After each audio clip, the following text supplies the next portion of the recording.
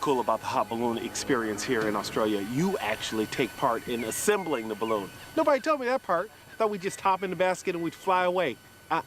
Everybody lends a hand. We have to do this first thing in the morning because they actually gauge the weather and the wind and the temperature to make sure that it's safe to fly. This is the first time I've had an opportunity to do something like this.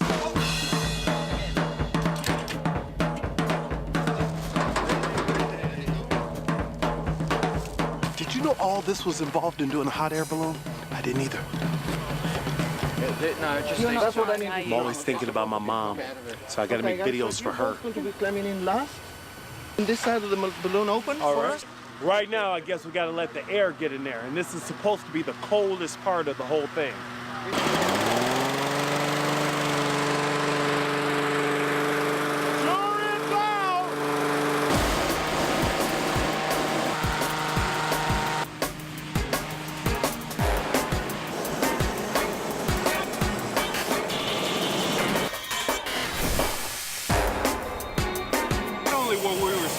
For unloading the hot air balloon, but I've met some new friends too, right? We unload the hot air balloon and then we assemble the hot air balloon together, and we just got instructions from Nick, our pilot, on safety landing and how we take off. So now, we'll see what's next.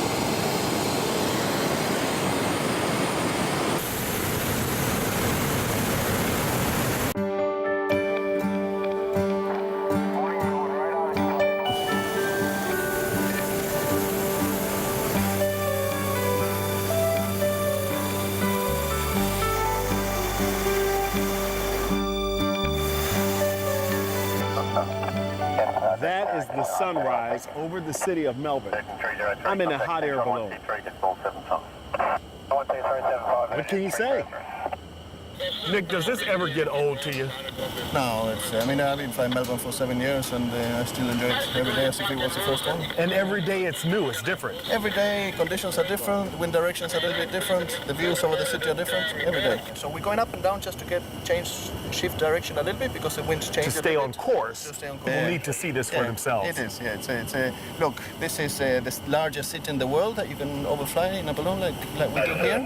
That makes it very particular in Melbourne, especially. People come here, it's a big present balloon, you know, so many people come here for their birthdays, for example, anniversaries. It's quite nice for me to be a bit of a medium so that people just come out and have a nice, relaxed morning. What do you think about this? You're in a hot air balloon on your birthday, flying over the city. Well, it's just wonderful. It's just the calmness, I think, of just standing here, looking at the sun coming up over the city, and just being peaceful. It's just beautiful. I recommend it 21, actually. It makes you feel 21. Is that what I you always feel like that anyway.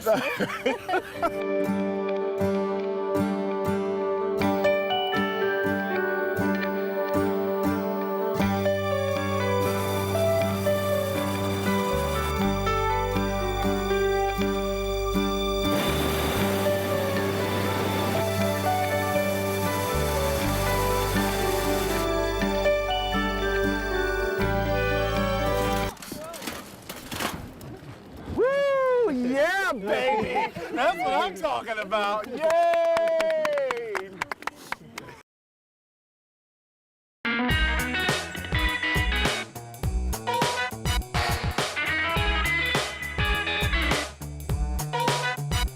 Why are you in love with Melbourne? Why? Because I travelled everywhere. I've travelled a lot, and I just think that this is a city that is small enough to be inspiring as well as supportive, and that you've got a community here. I've lived in Paris, I've lived in the US, I've lived in parts of Germany, even spent time in New Zealand, and just found that the city centre is buzzing. And yet it's not all about the rich people, and it's not all about the poor people either. It's a nice community mix. CBD means Central Business District, and it's actually the grid that we have here right in the centre of town, which was designed in 1842, and it was designed for business, small business. Talk about shopping in Melbourne. How is that different from shopping in San Francisco? Well, It's local designers. You've got top-end Australian designers. You won't find Gap jeans here. You won't find Zara. You won't find H&M. So you'll definitely find a local community. And you've got to remember, for many years before internet, we were 6 months behind everybody, or 6 months in front, we like to think. But our fashion labels were in a different season, so we couldn't get what you'd already had. So 6 months behind. Am I only 24 then in Australia? Oh yeah, totally. Only 24. I love That's that. why we love it. Okay, let's keep going.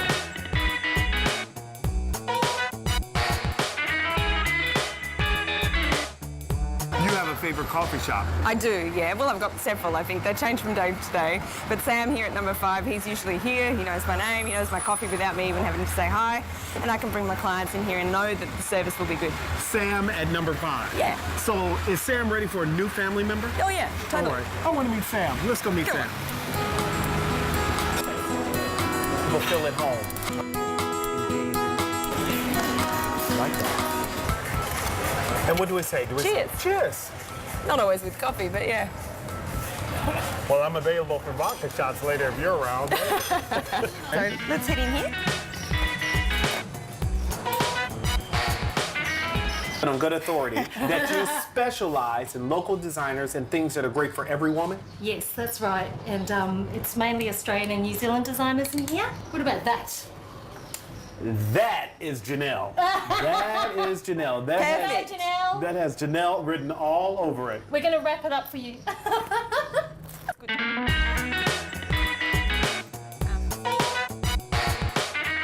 Well, what do you specialize in?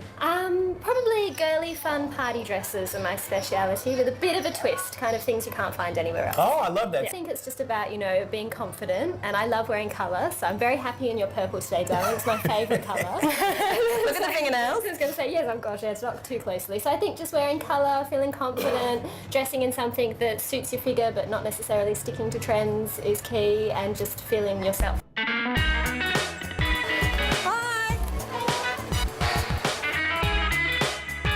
What do you specialize in? Only Australian-made gifts. Everything is Australian-made. Okay, and Heather, why is that important? Because we have to support our local artists, and a lot of people want to buy Australian-made, and they can come to one store and buy everything in one hit. And Heather, I was told it was authentic Australia without being kitsch. Exactly. All right, show me a few things. Oh, well, why don't we show you one of Fiona's favourite pieces. Now, would you be looking at earrings or a pendant? Let's do earrings. Earrings? Well, these are the little earrings, which are quite lovely. These are nice. They've got a little drop, but not too big, so they're lovely. And this is the box that they come in. Gotcha. And on the back, it explains about the kangaroo. So on the back of the box is a little story about the kangaroo. There certainly is. Love that. And as these dangle, it'll be a little conversation piece. Yes, lots of conversation. What do you have in your ear? Oh, I can see that now. Rosetta, girl, what is that? I love that. So Heather, if I understand you correctly, one of the things that's unique about this shop is I won't find this shop 12 other places. No, this is our only shop. People will also buy this type of thing, not always to wear on a pendant, but to put on a charm bracelet. And yeah, so this gentleman also does a complete set of different animal paw prints. So it's perfect for women of every age group? Yes, they're And really there's lovely. Cufflinks as well. So we haven't forgotten the men. Love that. We want to make sure you're dressed well. So I could buy a necklace for Janelle and a pair of cufflinks for Spencer. Yeah. And everyone would be happy. That's right. We like that.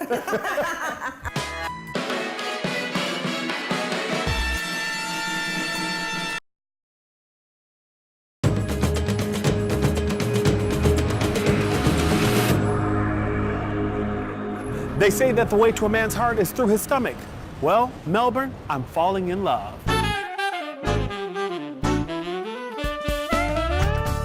Melbourne is so passionate about their food. We love food. We love telling people we have the best food in the world. I think it's true. We've got such a beautiful influx of migration over the years that they brought their food techniques and their ideas with them. Your line called 8 and 4? If someone wanted to infuse a bit of Melbourne in a San Francisco dish, what could they do? Well, you'd have to hit the berries. And now we're getting beautiful berries coming through. So our berries like our mulberries and our raspberries. And of course, you can't go past the great Australian prawn, what you'd call a shrimp. But we have nice, big, fat ones, and they are beautiful. I was browbeaten and I was told, don't ever say throw a shrimp on the Barbie. Well, it's become a bit of a cliche, and we've tried to shake that image for a long time. If we're talking about a dish that defines Melbourne, give me 2 or 3 that help to define Melbourne and what Melbourne is all about. Well, I tell you what, if I had to speak from my own point of view, right down the bottom end, we've got the beautiful Italian lasagna cooked just the way my mother used to make it. We do such dishes like scallop ravioli in peppered pasta with a little bit of foam made with pea and some foie gras. Just really refined and elegant. So we've got elegant Melbourne, dressy, classy, and very earthy and homely. I think I need a work visa. We have quite funnily, the Greek community in Melbourne is second to only Athens in terms of actual Greek per capita. So, Wait a minute, the Greek community is that large? yes, in Melbourne alone. In Melbourne, is that Yes. large? Yeah. Second only to Greece. Yes. yes. Wow. What are the benefits to eating a nice Greek diet? Well, it's nutritious, it's healthy. I mean, seafood is just full of, healthy nutrients, omega oils, everything like that. So, What should I be looking for when I'm looking for olive oil? extra virgin, definitely, absolutely. Low to medium acidity is quite important. Colour is not always a good judge. So keep that in mind. Color is not always the secret. No, colour is not always the secret. And just keep in mind as well what you're actually using it for.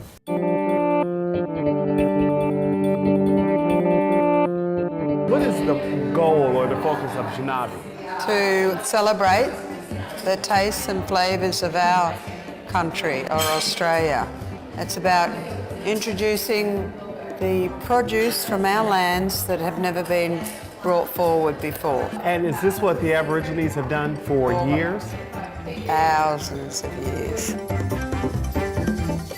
I brought it to a fine dine because I don't think they understood what Aboriginal people enjoyed.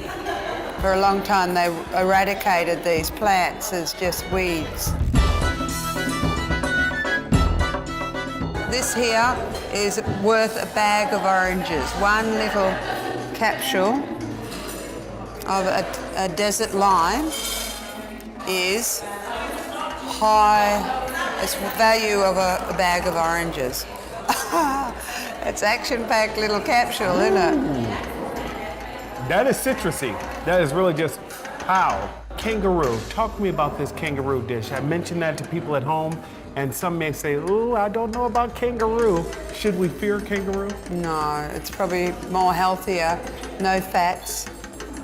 It's very lean, and it needs to be cooked very quickly. It's high in iron and antioxidants, so you're sort of getting a balance of your food. So, Womanjika, welcome.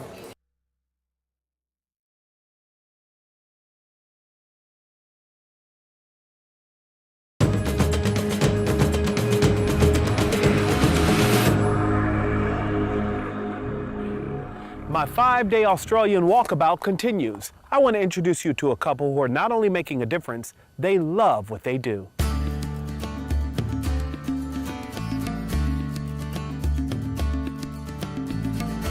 Staying at the Eco Lodge, you get to do a guided dusk walk. So you go out for about a 2.5 hour walk with either myself or other ecologists or researchers we have in at the time. And so we kit you out with a little field pack. And this has got... Kit me out. So you've got to slow down already. You're losing this. You kit me out with the field pack. Yep. That means you actually give me a little kit of things. Yeah, that's right. I'm supposed to carry. You need the Cubra. That'll kit you out, so that'll keep the sun off you. All right. I think we're ready, right? Rightio, let's go and have a see what we can find. All right, you guys, let's go.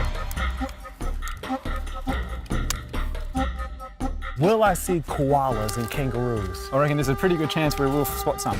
So here we've gone onto a bit of a ridge where we get the manigum trees. Now the manigums are the chocolate ice cream of all the trees for the koalas. Okay. They absolutely adore them. So here we've got your first koala that you can spot. How important are koalas to the ecosystem? They're quite amazing. So you're looking at a species that's the only one in the whole lot of in Australia that can solely eat just eucalyptus.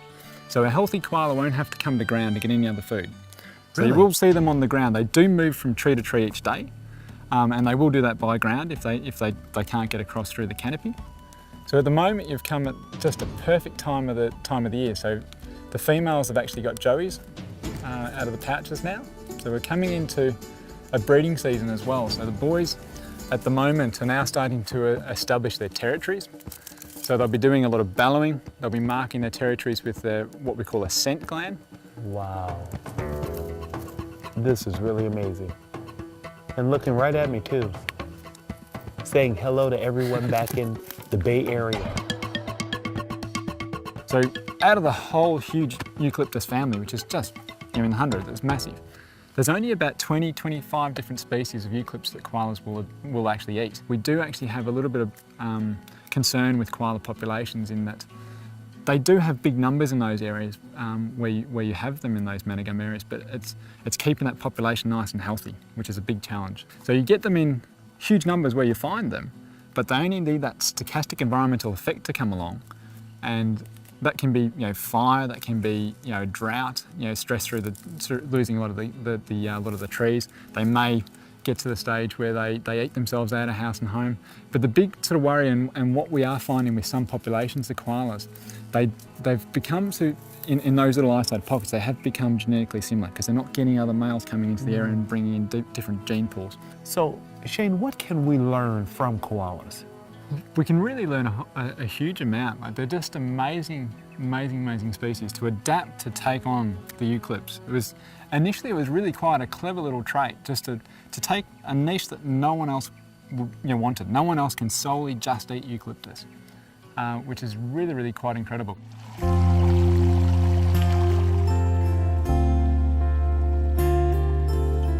Talk to me, Shane. How important was it for you to do this with Lizzie?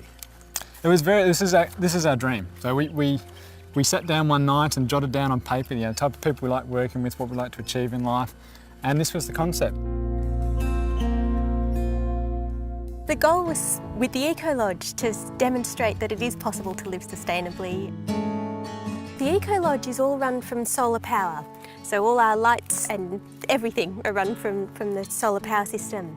Our hot water is heated by the sun, and we collect all our water from rainwater that comes from on the roof. I have to tell you though, when you talk about living sustainably and being eco-aware, I think that people conjure up a different image and they think, oh, I don't want to rough it, I don't want to live in a little hut. That's not what's happening at all. No, that's right. We were very keen to prove that it doesn't have to be like that. It can be as luxurious as it is in a normal home. Lizzie, why was that important?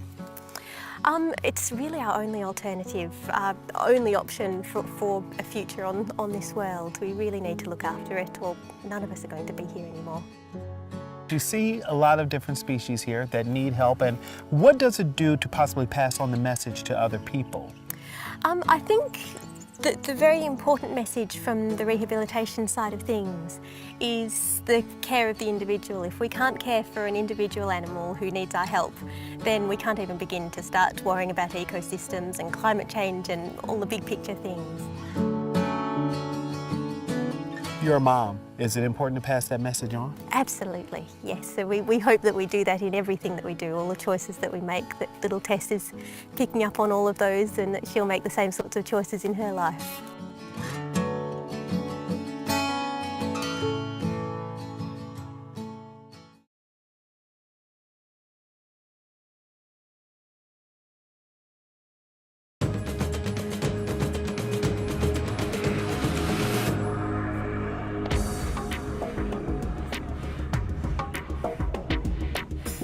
On the western side of Melbourne, it was all savanna grassland, like your prairies.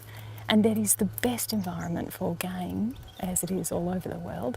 But here, our game are kangaroos, emus, all sorts of birds. So what are we about to do? What is eco-hunting? Ooh, we are going to try to see the kangaroos before they see us. Okay. Now that is a minor miracle every time a human can do it. But we can do it. Because they are afraid of us. They're afraid of us as natural predators. So what do I need to do? Look for any signs of movement at all. I'm going to be watching, and I'm going to get down like this quite a lot of the time and look underneath the canopy of the trees. So we're trying to stay under the branches as much as possible? Yes. Okay. Also, in this position, you're not as threatening to a kangaroo, which is used to seeing a walking human. Gotcha. Yes. All right.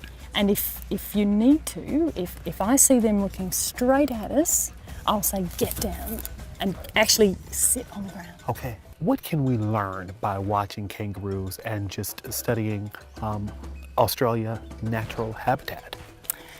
We can learn a little bit about families. Kangaroos have fantastic families. They're always with their mum and they remember who their mum is their whole entire life. Oh, like me and mine. Mom, see, I'm a kangaroo. That's what it is. Okay. Isn't it fantastic? It is fantastic. And we think we humans are the only ones who do that, and it's not true. I want people to see the dignity of a truly wild kangaroo, you know, because wild animals need places to live. They need habitat and they need to be appreciated for what they are as wild things. It's lovely to pet one and it's lovely to have your photo taken with one, but to see them as a real, natural, proud, dignified animal, which is what they are, that to me means more in a way, because that's what they're like over most of their range. You know? And how they've survived centuries. Yes. The way the kangaroo mob moves is they'll all appear to go in one direction, but they won't do it all at the same time. We saw it just then. Right. Didn't we? And they leave behind people in the bush. I mean kangaroo people, not people. And sometimes you don't see them, and they see you, and they run ahead and they spook them up. And that's their job, to be the sentry. Almost like scouts. Yeah, exactly. Let's see if there's any here yet. If we can avoid the scouts, we will be okay. No, I can't see any. Can you see any, Nick? Oh, yeah. Right there. They're watching. They're looking right at us as if he had binoculars of his own. They now know we're here. Nothing we can do is going to take that away. So they're on guard now. There is a chance, though, that if we're gentle with them, if we don't rush them, we don't push them, that they will come to accept our presence here and decide that we're not as threatening as they first thought. Look at that. Who would ever thought it? They're like the ghosts going through the bush, you know? They are Australia. They are everything we would love to be, you know, and that we should be. Take your time, slow down, smell the roses. Well, there's no roses, but smell But there is. We have to define what a rose is because it's definitely beautiful. True. It's definitely wild. Yes. And it's definitely indicative of the area. That's right. Oh, and they don't get any prettier than this. No. So I definitely say it's a rose. I like you.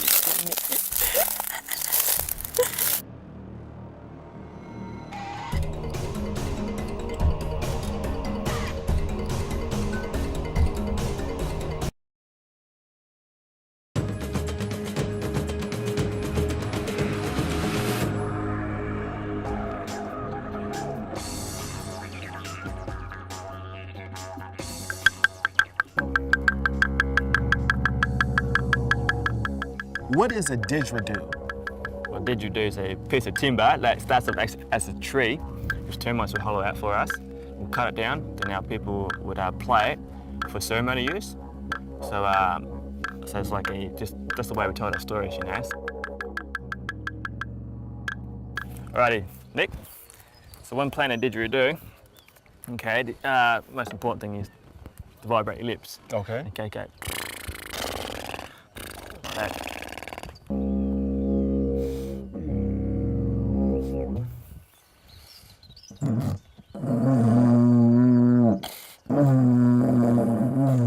It's alright, Sound like a cow, that's the start. Just try and really smush your face in there. Oh yeah.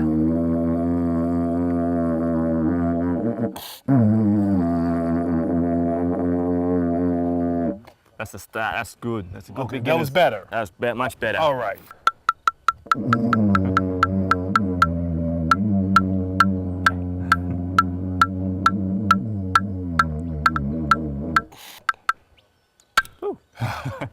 Paul, thank you so much. I appreciate that. I don't know that I'm ready to step in, but I can definitely tell you that this is the first time I've played the didgeridoo. I tried the didgeridoo. Let's see if I'm any better at the boomerang.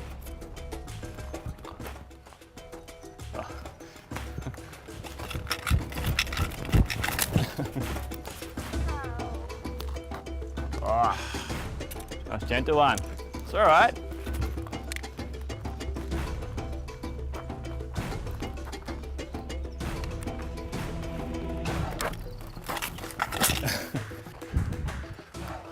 What are these feathers telling me? That's what I don't get. They're telling me the direction of the wind, but it's not paying attention. Help me. All right, let's do this. Oh, that was absolutely perfect. Oh, better, look at that. Dive for it, dive.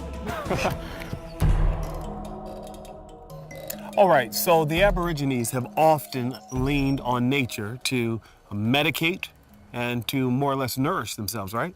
Yeah, for sure, mate. I've got one right here for us. You know what we use for on a hot day like today. Okay. What is this? This is called sheoak. Sheoak. Sheoak, casuarina. Casuarina. Yeah. And what does this do exactly? Produces a bit of saliva in your mouth because you know if you are lost in the bush these days. Sure. You know, you can't find water. This is honestly the next best thing. All right. All right. But, What else? Well, come over here. Got some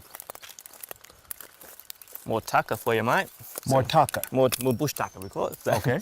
So it's kind of mixed in here with other plants. This one here. All right. And what are you looking for here? Just the leaves. So I'll pluck one off there. This here is bower spinach. Bower spinach? Yeah, it's a bit salty and it tastes like snow pea. You throw it in your mouth and chew, chew, chew. What can I do that is indicative of nature and Aborigines culture to possibly solve my hay fever issue? Yeah, that's simple. Okay, now this looks fairly colorful. What am I looking at here? Yeah, this is native mint. Native mint? Native mint. Okay. Okay. Now, it's not as easy as just smelling it, but you have to soak it in hot water. And how we heat that water, we put a rock on the fire, put them in a wooden bowl, and put this in there and steam it. And now you just breathe it in and it will clear the nose. Like a mist? Like a mist, yeah. Okay, gotcha. Are you willing to have a try, have a taste? I am willing to. Let's go heat up that pot. Let's go. All right, I'll go with you.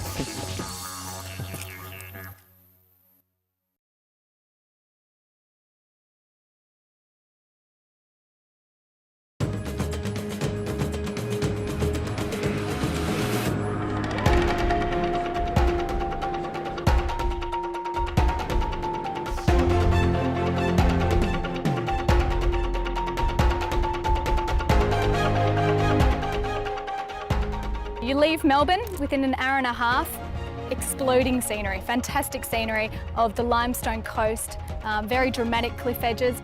And you drive along the coast. It was actually the soldiers that came back from the Second World War that actually used the soldiers to construct the road by hand. So it's really significant for Victoria, but it's turned into one of the most fantastic tourism experiences that you can have. Whenever you're coming down under, it's always good to get a little perspective.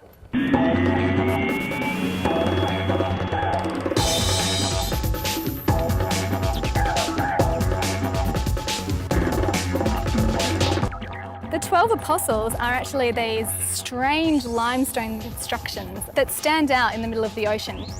It's pretty spectacular.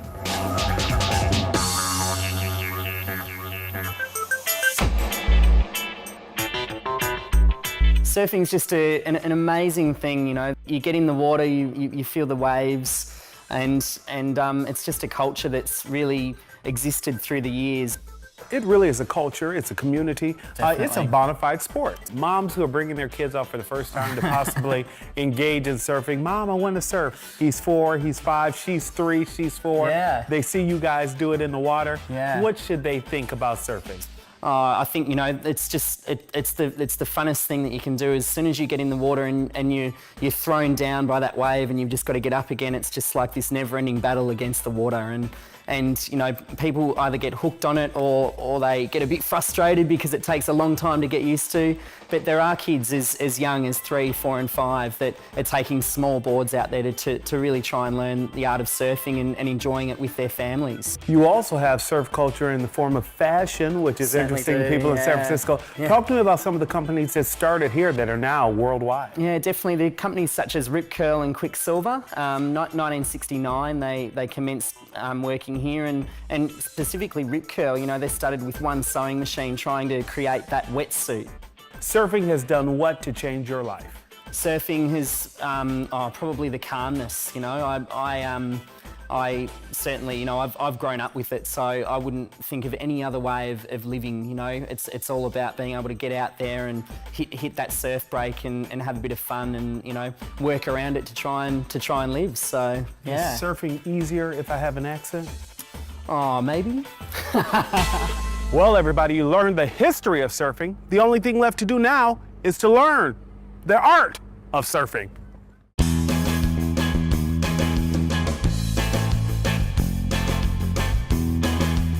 How can we benefit, and what benefits from surfing? Look, surfing, I think, is probably the best sport in the world. Look at the beach we're out here today. It's a beautiful environment. It's all about having fun. And the best thing about surfing is it's for everyone. What about some of our older viewers or people who want to participate in the sport?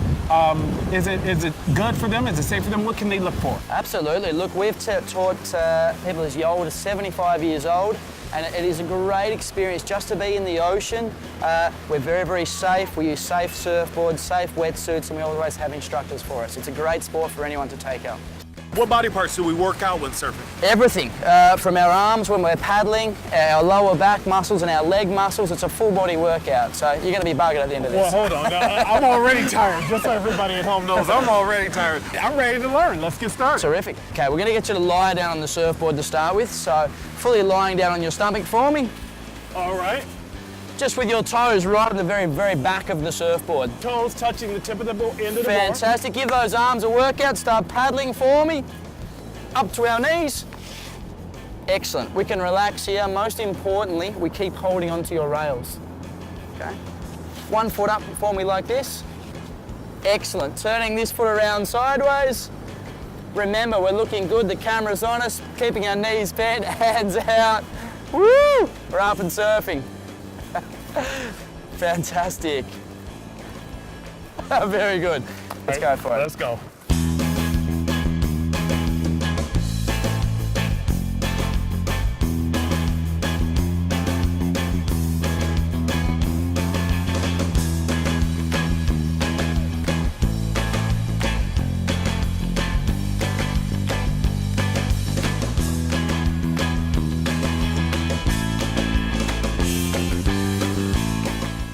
Luke, just because I wasn't able to do it, people should not be discouraged, right? No, look, surfing is about having fun. Did you have fun out there? I had a great time, I really did. Yeah, enjoy the beach, enjoy the ocean, have fun surfing. And I feel so alive! Yeah!